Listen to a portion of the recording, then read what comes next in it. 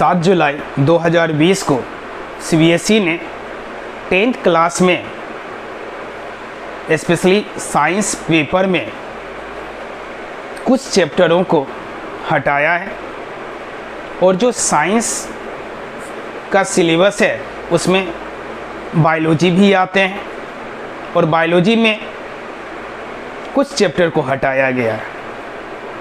और अब बायोलॉजी में 10th क्लास के लिए जो चैप्टर हैं वह चैप्टर हैं life process, reproduction, heredity, our environment. और ये जो 4 चैप्टर हैं लाइफ प्रोसेस, रिप्रोडक्शन, हेरिडिटी और आवर इन्वायरमेंट, इस 4 चैप्टर से जो टोटल क्वेश्चन होंगे उस टोटल क्वेश्चन के लिए टोटल मार्क्स कितने होंगे? 28।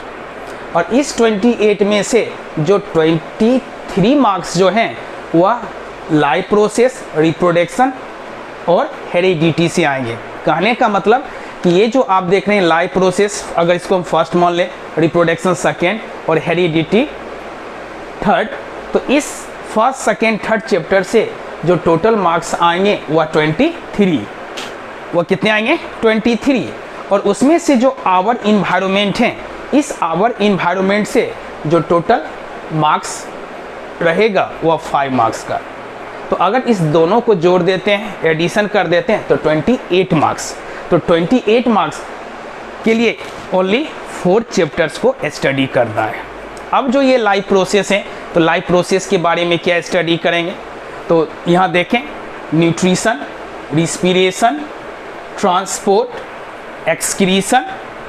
तो nutrition, respiration, transport and excretion, इसको जो स्टडी करना है प्लांट्स और एनिमल्स के केस में।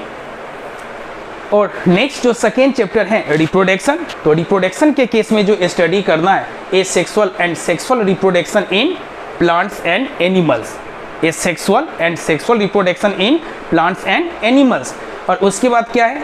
Reproductive health need and methods of family planning. Next, safe sex versus HIV और एड्स, HIV और AIDS, child bearing and women's health.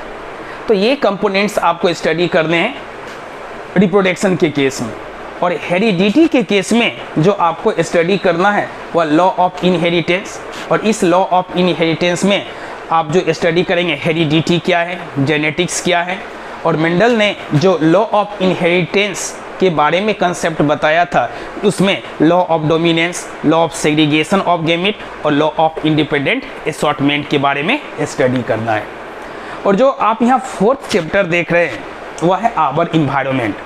Our environment में स्टडी करना ecosystem, environmental problems, ozone depletion, waste production and their solution. और last में biodegradable and non biodegradable substance के बारे में study करना है। तो ये टोटल 4 चैप्टर हैं। और एक चैप्टर के बारे में जो सीबीएसई ने आज अपडेट किया है वह मैनेजमेंट ऑफ नेचुरल रिसोर्सेज से। तो जो आप लोगों के स्कूल में इंटरनल असेसमेंट होते हैं उसमें जो प्रोजेक्ट वर्क होंगे या उससे रिलेटेड जो एक्टिविटीज़ कराई जाएगी वह मैनेजमेंट ऑफ नेचुरल रिसोर्सेज के कंपोनेंट होंगे।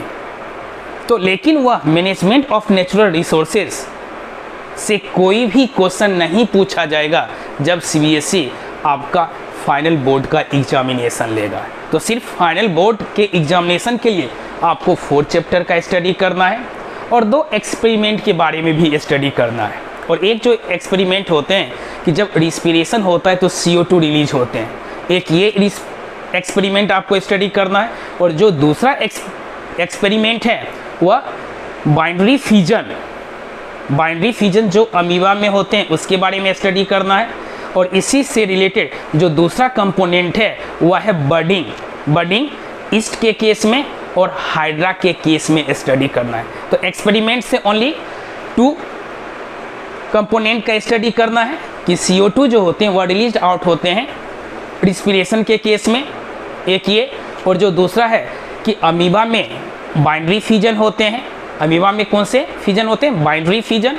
और जो बडिंग होते हैं हाइड्रा और ईस्ट के केस में, उसके बारे में स्टडी करना। तो ये प्रैक्टिकल के कंपोनेंट्स हो गए। और थ्योरेटिकल पॉइंट ऑफ व्यू से आपका life process, reproduction, heredity, our environment.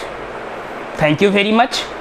आप सभी चैनल को सब्सक्राइब कर लेंगे और इस चारों चैप्टर से रिलेटेड जितने भी इम्पोर्टेंट क्वेश्चंस होंगे उसके बारे में आप सभी को बताया जाएगा। और इतना क्वेश्चन आपको बताया जाएगा जिसके बेसिस पर आपका कोई भी क्वेश्चन मिस ना हो।